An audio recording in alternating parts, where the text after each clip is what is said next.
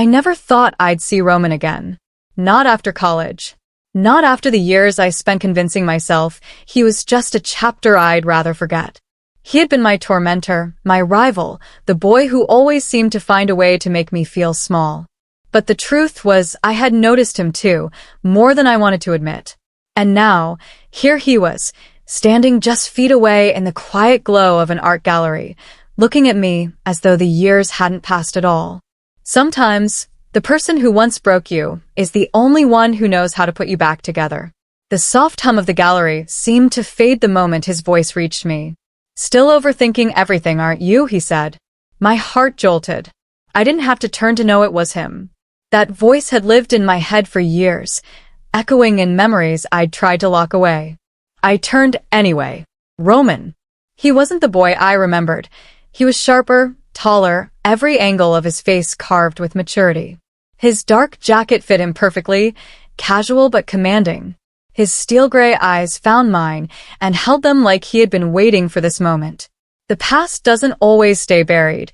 It shows up wearing a smile you're not ready for. Roman. I breathed, the word tasting foreign. "I didn't expect to see you here."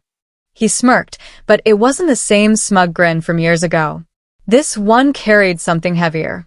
"You looked right at me," he said quietly, as though it mattered. I wanted to hate him.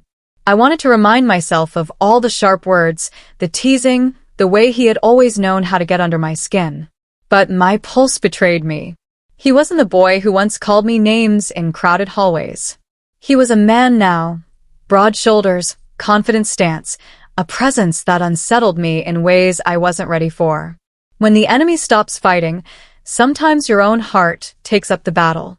I crossed my arms, partly to steady myself, partly to create space that felt impossible.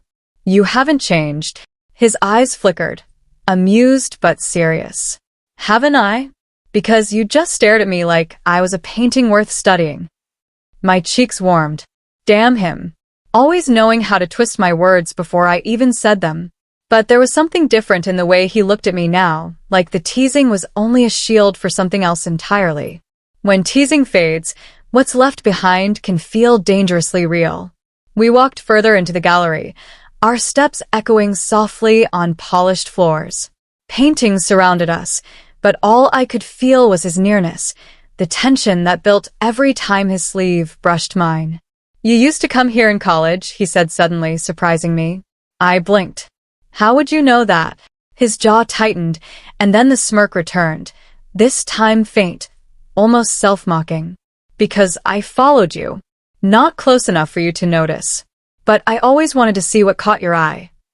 My heart stopped. Sometimes, cruelty is just attraction wearing the wrong mask.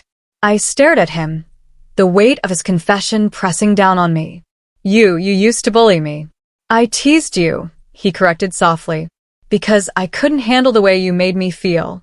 You were smart, untouchable, too good for me, and I didn't know how else to deal with it." His voice was low now, raw in a way I had never heard from him before. For a moment, I didn't know what to say. My heart was pounding, my skin flushed, and the world around us blurred into silence. I had spent years thinking Roman had hated me, but here he was, telling me the truth I never expected. The most shocking revelations aren't about others, they're about what you never allowed yourself to see. We drifted deeper into the gallery, side by side, though neither of us said much at first. The silence wasn't empty, it was thick, charged, like every unsaid word from the past was hovering in the air around us. I could feel his presence in every step, every glance that lingered too long. I stopped in front of a painting, bold strokes of red and black, chaotic but magnetic. Roman stood beside me, his arms folded, his gaze more on me than on the canvas. "I came here hoping I'd see you," he said at last, his voice steady, deliberate. "The most dangerous confessions are the ones you never expected to hear." I turned to him, my heart racing. "Why?" His eyes softened, though the intensity never left. "Because I couldn't stand the idea of letting you go without telling you the truth. I was an idiot back then. You made me feel things I didn't understand, and I took it out on you. But now, I can't pretend anymore." His words sank into me like an arrow, sharp and undeniable. Roman, my voice faltered. He reached down, brushing his fingers lightly against mine. The contact was brief, but it sent a jolt of heat through me. The smallest touch can set fire to everything you thought you had under control. I wanted to pull away, to remind myself that this was Roman, the boy who had made me cry, the boy I swore I'd never forgive. But my hand didn't move. My silence told him more than my words could. He leaned in just slightly, his breath warm against my ear. You don't have to say anything. Just don't walk away. And I didn't. I couldn't. Sometimes, staying is the bravest choice of all. We moved to a quieter alcove, away from the other visitors. Roman turned to face me fully now, his steel-gray eyes burning with something fierce and unguarded. I don't care if it's too late, he said, his voice rough. I don't care if you still hate me. But I need you to know, I've always wanted you. My breath caught, my chest tightening as though the air itself had thickened. I didn't know what scared me more, his honesty or the fact that my heart wanted to believe every word. The hardest truths to face are the ones that set your soul free. He stepped closer, close enough that the warmth of his body seeped into mine. His fingers traced the line of my wrist before intertwining with my hand, his grip gentle but unyielding. You were never my enemy, he whispered. You were my undoing. Tears stung my eyes. All those years, I had carried a shadow with me, thinking it was anger. Maybe it had always been something else. What you mistake for hate might only be love you were too afraid to feel. Before I could speak, his lips found mine. The kiss was slow at first, hesitant, but it grew deeper, hungrier, as though we had been waiting for this moment our entire lives.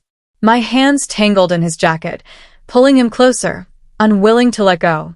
The world around us disappeared, the art, the people, the years of distance. All that existed was him, the man who had once been my greatest enemy and now felt like my only truth. When love finally arrives, it doesn't knock. It breaks down every door you built to stop it. We broke apart only when breathless, his forehead pressed against mine, his voice trembling as he whispered, "You were never just a game to me. You were always the one." I let out a shaky laugh, my lips brushing his again.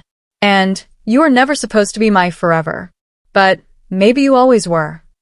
The love you least expect is often the one that changes everything.